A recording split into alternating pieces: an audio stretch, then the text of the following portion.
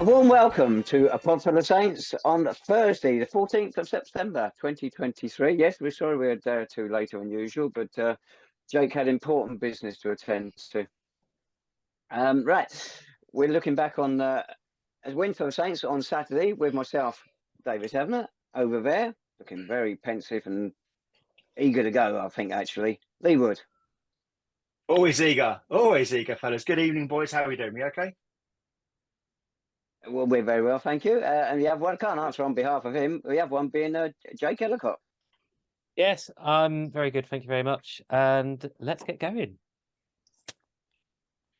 Right, you two have warned me I've got internet problems already again this week. Let's hope not.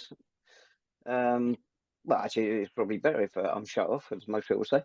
Right, I'm going to let you two go first. God, Jake, you're on my camera at the moment. Last Saturday, a 1-0 win against Dartford.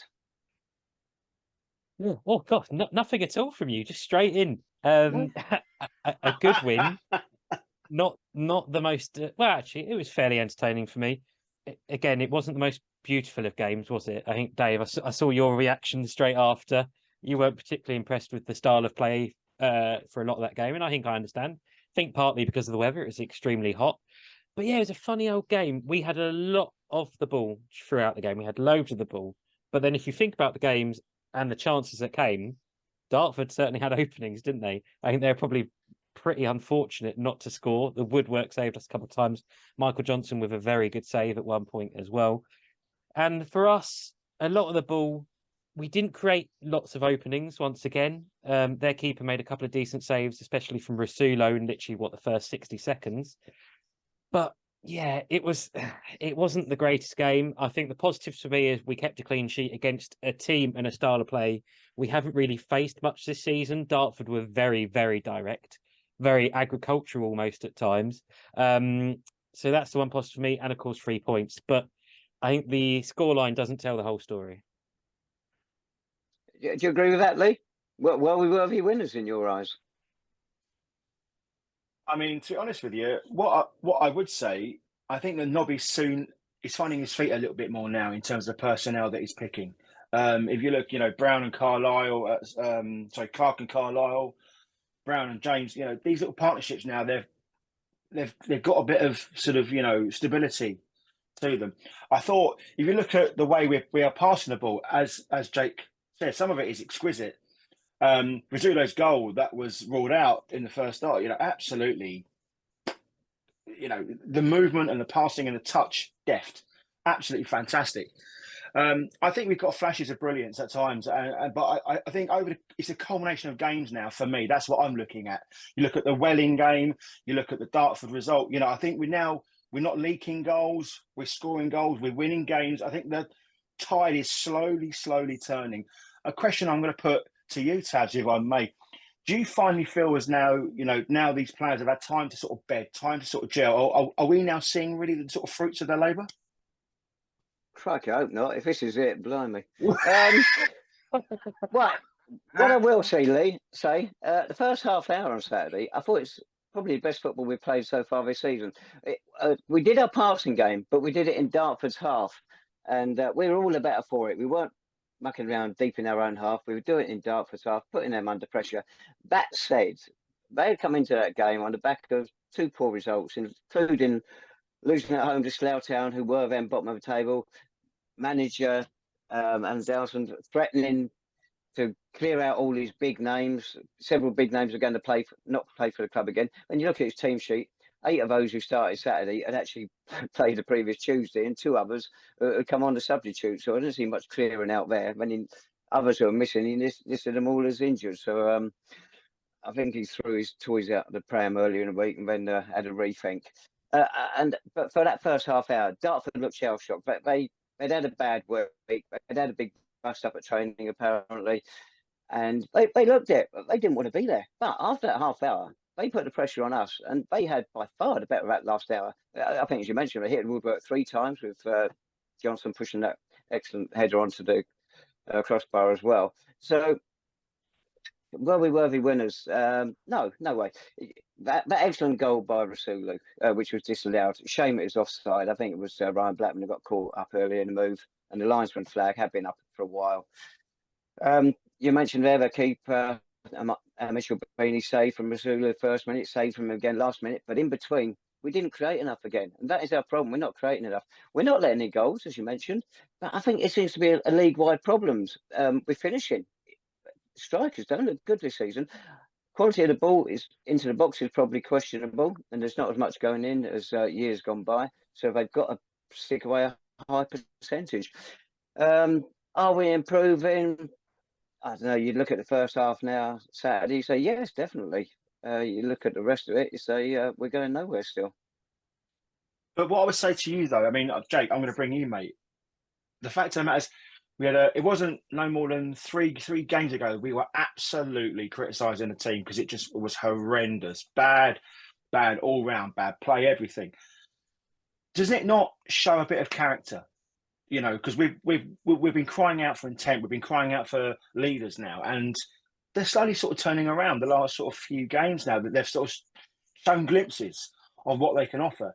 And okay, we'd all like to sort of play, you know, expansive, free-flowing football, but it was bloody hot on Saturday, and the fact that they probably couldn't keep that up for an hour and a half is probably testament to just how sapping the conditions were. But I mean, surely we've got to have sort of turned a corner with the last two games. I think probably, at least defensively and midfield wise, I think we're getting there now. I think the clean sheets this week, sure, they haven't been against the greatest teams in the league, but I think at this point they are valuable. They are important. They give the defence a boost. I think Michael Johnson last few games has looked a bit more confident there as well, and I think that helps the defence in front of him. I think Michael Clark as well has, since that Welling game, has stepped up and is starting to look a bit of a leader at the back, which is really good.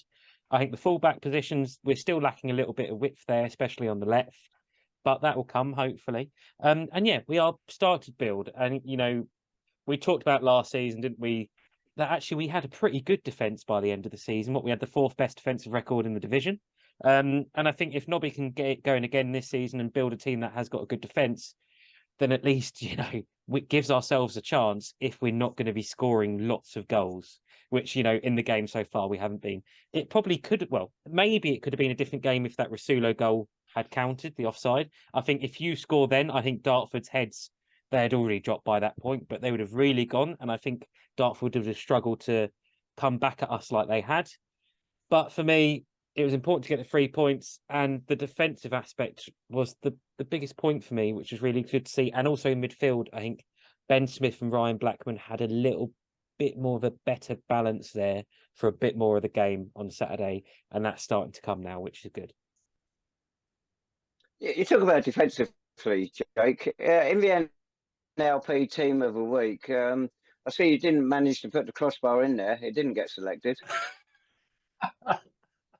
Thank you for that. I mean, to be fair, I mean, out of all the people to see hit the bar, Harvey Bradbury, it was a real shame that, wasn't it? He's such, you know, he's such a big, you know, person that everyone loves around the division. So, real shame, but yeah, fortunate. But Nobby actually hinted it in his interview to you, didn't he? Is that, you know, maybe a little bit of luck is just going our way at the moment, and you know, I'll take it. I don't mind it. What are you trying to say about Harvey, Jake? You know, it's well, you know, nothing at all. You know, I mean, I saw him score that goal pretty much in the playoff semi-final. So when I saw him run through again, I thought, uh-oh. But, you know, sorry, Harvey, about that. Yeah, Harvey did bad. Yeah, never mind, Harvey. Next time, mate. But the thing is, I mean, sorry.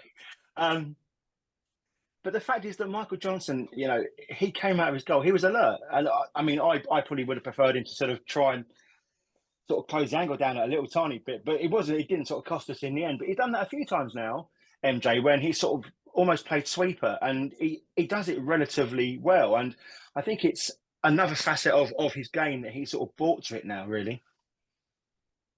I still like to see us tested against a really good side. Well, that will come. I think Welling have had 2 games since we played them. Didn't score in either of those. Dover didn't score again last Saturday after playing us. So the week after this but they lost the other day for the first time in season league. I think it was, wasn't it? Was it first or second? So that's going to be probably the biggest test we've had so far. I think Torquay and Yeovil will still finding their feet when we play them, I think. So that could be really interesting. Maybe give an indication of where we are. Yeah, absolutely. But I think what you have to appreciate the fact that, you know, Torquay and Yeovil, they came down, and yes, they were still trying to find their feet, but the quality of their squads would suggest that they would be contenders from the absolute off, and that's not the way it always works at this level. I think that we've done really, really well to sort of overcome a small blip. And don't forget, this is a whole new season for Nobby, and we keep harping on about it. And we harp on about it because it's very, very vital to the balance of the side. In fact, it's, you know, a whole new team pretty much. You know, he's made some tough decisions, ones that he's prepared to live and die by. But the fact of the matter is that he's doing a good job. He's doing a good job. He's finding things out about himself and the players as well. So, but it's a learning curve. But I think he's doing it without sort of disrupting or unsettling the side, because that's very easy to sort of do. You spoke about Dowson there, and how many managers with egos have sort of basically just decimated their team? Look where Havant are. You know, they're holding up the entire league because of the fact that they've got an old school manager, or did have an old school manager in charge. His way is the best way. But the fact is, we've got some good players and we're playing some good football. Doesn't always come off at times, but when it does, you know, we're going to get momentum. And over the course of the next sort of few weeks, hopefully we can build on that and stabilise our position.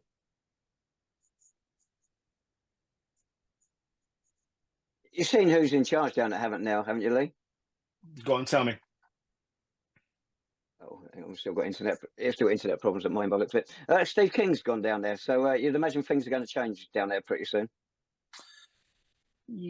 Well, yes. I mean, the shops of Havant might run out of hair gel quicker than most, but other than that, well, look, good luck to him. To be fair, I like King. He's done relatively well everywhere he's gone. He's been to Whitehawk and Welling, etc. He's a good manager, and he keeps getting employed for a reason. He's got a certain style. I wouldn't say he particularly likes to sort of, you know, he upsets people. Let's put it that way. That's a polite way. But I'm not really worried about Steve King. I'm worried about David Noble and the players he's got playing for us now. And look, it wasn't record breaking on Saturday, but it was a good start and it was a good continuation of form.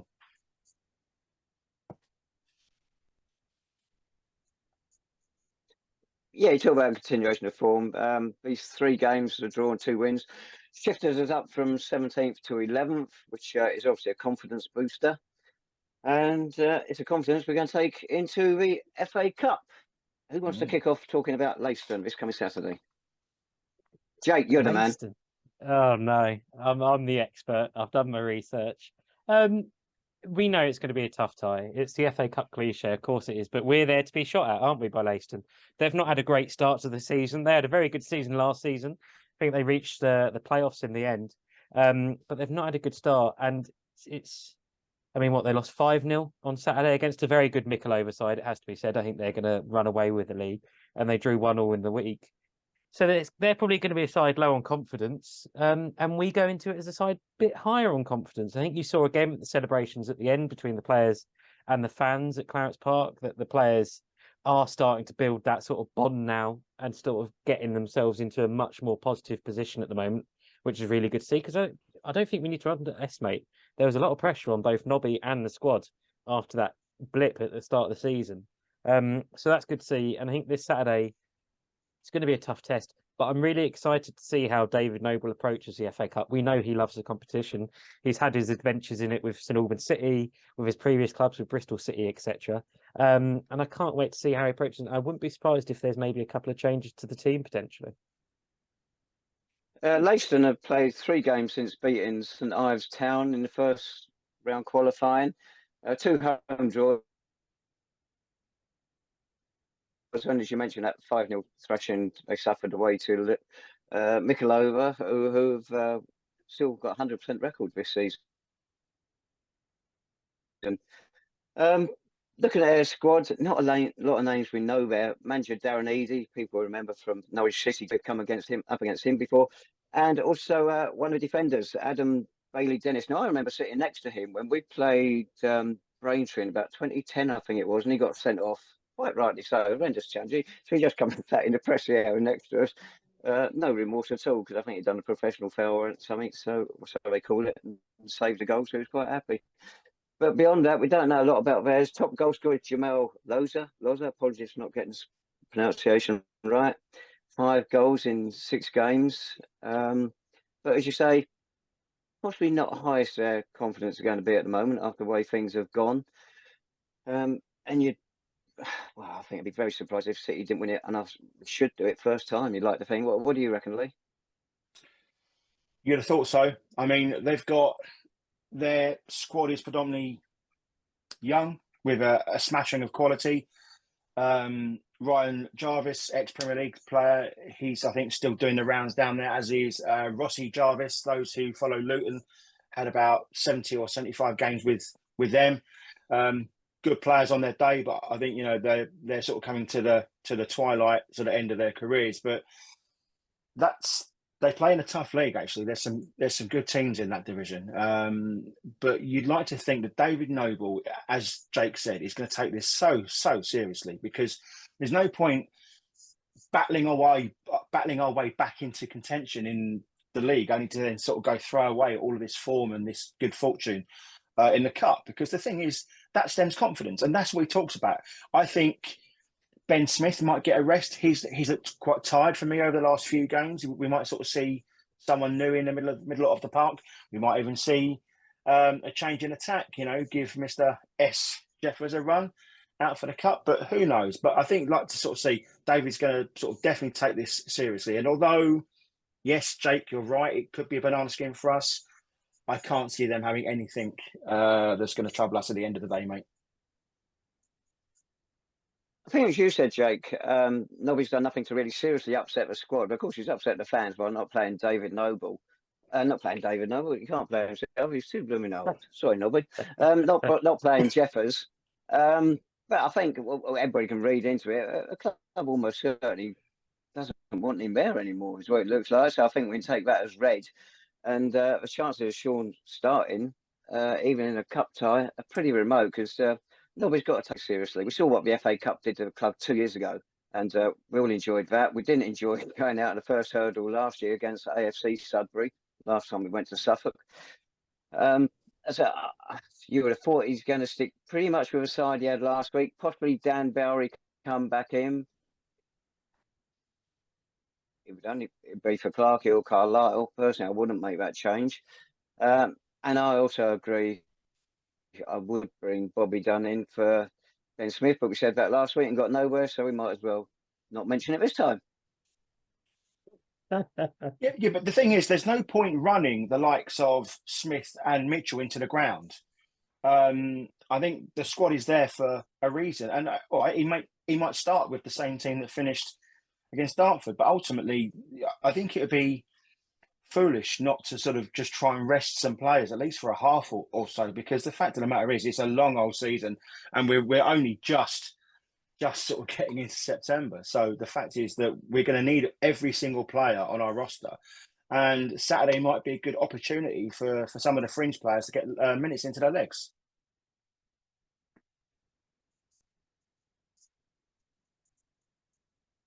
Yeah, I'd rather see him go for what he perceives to be his strongest side. Because at the moment we're only playing Saturday. We've got another week's break after this one, unless we have a replay on Tuesday night down at Clarence Park. You then look forward to something like November, where I think we've got about 3 midweek games. And we've got a Heart Charity Cup now on the 10th of October. That's another midweek game thrown in. But at the moment, there's no real pressure from exhaustion, I wouldn't have thought. No, possibly not. I wouldn't be surprised to see Olu Lawal potentially come in, the lad who's come through from the academy. Nobby seems to have taken a bit of a liking to him. I don't think he's done a particular lot in the games. I think at Dartford, in the Dartford game, on Saturday, he sort of struggled a little bit at times with the physicality, I'd say. But I wouldn't be surprised if he comes in, if Nobby seems to think that's a chance. And I think as well, this, Leiston played midweek on Tuesday night. That will have given the management team or the scouting team an opportunity to see them play in the flesh and possibly prepare a plan. And they might think that someone like Bobby Dunn or whoever else may be able to come inside and make a bit of an impact. and change things up a little bit. And you say we only got one game a week, but I say we already got to look forward to Chelmsford next Saturday. That's a big game coming up. That's already at this stage. There has been a lot of games this August, it feels like.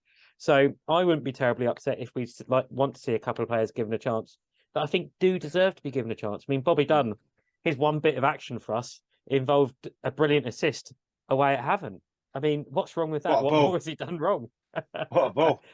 And also, someone like Dylan Farge, he fell out of favour against Welling. He got subbed at Surprise at a time. We covered last week. Didn't feature at all last weekend. Why not bring him back into side? So I think there is an opportunity there that we might see a couple of new faces potentially. And I think that'd be great to see. Give Nobby a few more options. Give things a go.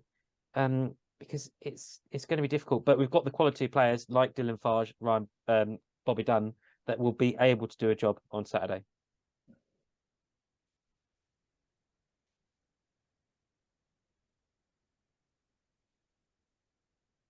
Still there, Taz? I just think we'll have a decent bit of support there on Saturday down in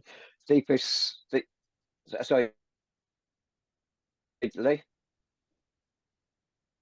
No, sorry, mate. It's your connection. It's all over the place. Don't worry, mate. Yeah, Go on, yeah. carry on. Yeah, just saying, hopefully we'll have a good lot of support down in Suffolk on Saturday. Because a terrific crowd last Saturday, wasn't it? 1,500 for a visit of Dartford. The home gates this season keep building up at the moment. It's good support. Yeah, I take it the minibuses for. What there was as far as we know. I think there is a coach of some sort travelling down to Leiston, which is brilliant to see, run by the trust. And the home support is not. It's been brilliant to see, but it's not much of a surprise at this point, is it? Really, I think we've built up this crowd now over the last season and a half, going on for 2 seasons now. And I think the great thing is to see these people are still coming back. We've seen some clubs at this level that sometimes can be a bit of a flash in a pan when it comes to, say, a playoff run or a good finish to a season. But it's not now. People are actually committed to Norwood City Football Club as supporters, which is brilliant to see. And I don't think we'll see that drop off as long as we don't have too disastrous a campaign. But it's just great to see the atmosphere and the supports continuing as it is, which makes the club actually, almost self-sufficient. What a treat. Yeah, it is almost self-sufficient. You're dead right. Looking at the City side, last time we played in the FA Cup, that replay at AFC Sudbury, from that team, who are we likely to see again in the Cup this Saturday? Michael Johnson will be there. Michael Clark, maybe on the bench. Sean Jeffers, well, certainly on the bench. Zane Banton, unfortunately, with his injury, won't be there. And that's it. It's incredible how much the side has changed in 1 year. It is. Actually, I caught up with Zane in the week because obviously there's been no real news about his injury as such.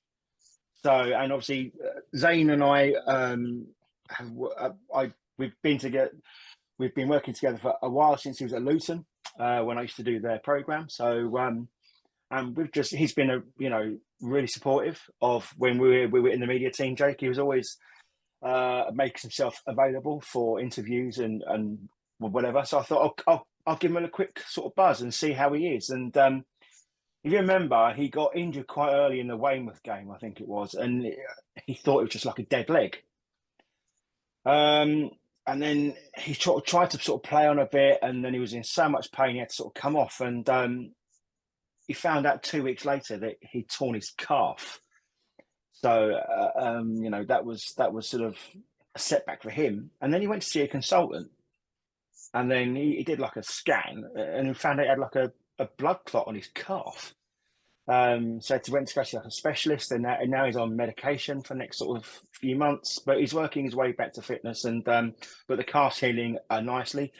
One thing I would say though is he is quite down, but I reassured him, that the fans see him as a pivotal player, as I'm sure that Nobby does as well. I think when a player of that quality isn't in the side and doing the things he does, you notice it a lot more, if that makes sense, than when he's sort of doing them, because it's a sort of a flashback to the things that you've known and loved. But he is quite down, and he knows it's going to be a long, long road to get back. But he's looking sort of latter part of the year, maybe early part of New Year.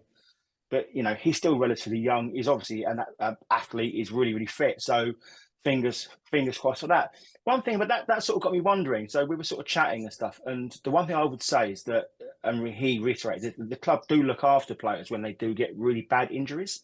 Obviously, Devontae sticks in the mind, but if you cast your mind back a little bit further, I feel when Zane, I think, did he broke his leg, didn't he, 4 years ago or something like that? And Chippenham, yeah. And I remember he said to me there, when he was coming off on the stretcher, Ian Allison he went up to him and said, "Don't worry, mate, you're going to get like a new deal for next year," just to sort of put his mind at rest. And that was a real sort of, and he said, for the club to show that faith in him when he was lying on a stretcher with his leg in bits, really does sort of put the emphasis on how much of a family Northern City can be, and they really do look after their own. And I think another one as well, Richard Show Silva, I think he hurt himself Oxford away, and I don't think he ever really returned. But by all intents and purposes, the club still looked after him and still sort of stuck by him. And I think that's not always the case. And I know that for a fact at some clubs at this level, they don't always look after their players when they get really bad long-term injuries. But going back to the start of it, if you do see Zane walking around Clarence Park or hobbling around Clarence Park, just, give him some love, because I think he's a bit down about it at the minute. He had high hopes for this season. He still does, but I think he's got a long road to get back to where he needs to sort of be. So send him some love. Tell him that we absolutely love him and that we miss him, because he has definitely been a big miss for us so far this season.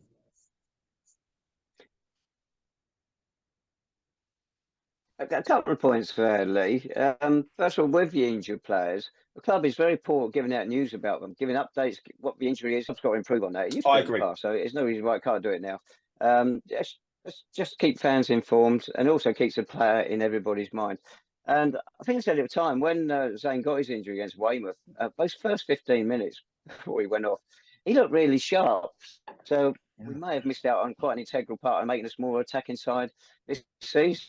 So hopefully when he comes back later in the year, he'll have the same zip about him, and we're back in the forefront of everybody's minds again. Absolutely. With Zane and Kyram both out, you're missing two players that have been integral to us as a team for the last couple of seasons, whether it's under Ian Allison or David Noble. So I think we send all our best wishes to Zane, don't we, or to both of them, and hopefully we see both of them back in City shirts very, very soon. Well, of course, the other long-term one as well.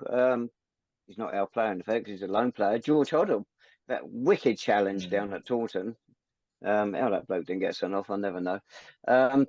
We're not getting updates on him. I don't know if Cambridge United are looking after him, but come on, keep everybody informed as to what's going on. And, it'd be good to see him back, because he's an attack-minded midfielder as well, which would do us a power of good.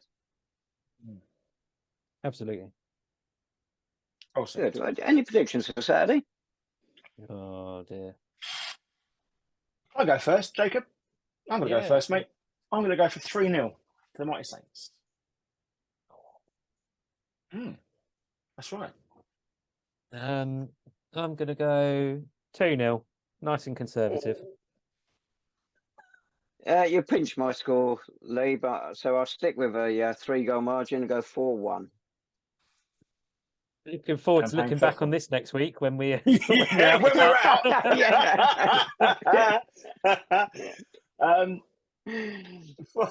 Some of our eagle-eyed fans may have seen the description on my camera. Jacob is going to fill you in, because we had a tweet sent to us this week. Take it away, my friend. There's a Twitter account called Fesshole, which is basically anonymous people admit sort of not their secrets necessarily, but sort of things they don't want to admit to, say, their significant others or their loved ones. And this one sort of basically said, I'm so glad the football season is back, because my boyfriend gets to talk to his two mates about their football club, twad along. I get to listen to it. It sends me to sleep at the end of the day. It's perfect. And we've had quite a few people sort of suggesting that it might be one of us, concerningly. As far as we're aware, we don't think it is, but we're not entirely sure, / it easily could be. So, well, It's definitely not Mrs. Wood, because for 2 points, one, she's my wife, not my girlfriend. But secondly, I would never ever have classed you two as my mates. So it's I think it's got to be down. It's got to be down to Rick, hasn't it, Jake? I mean, Well, I did suggest this to her and she has denied it, but I'm not entirely convinced. So I think that's certainly an avenue of possibility that remains open, and it wouldn't shock me. So the only thing asleep on here, mate. Come on, Lee. Go on. Come on, Lee. You told the situation about your wife, but you didn't mention the girlfriend. Is she asleep or not? See, you over the years, David Tavener, you've got me in enough trouble, mate, with the club, and now you're getting me in trouble at Wood Towers as well. So, look, the only thing asleep, mate, is your internet connection. So, hopefully, yes, it is, isn't it? Yeah. oh, very, very. So, if any supporters, any girlfriends of supporters want to get in touch and thank us, my friend Jacob is going to give you all the information you need right now. Emails in description, at a Podful of Saints on Twitter. Dave, do you have anything to add before we shoot off? No, not really. It's our it'd be our 8th game in Suffolk, and we're on top at the moment. 4 wins and 2 defeats. We actually had a supporter mention they love the stats from Dave. So there you go. I hope you're happy for this week. That's the quota filled. We'll have more next week, hopefully. And on that note, we will speak to you next week. Up the Saints. See you later, everyone. Bye-bye. Up the Saints.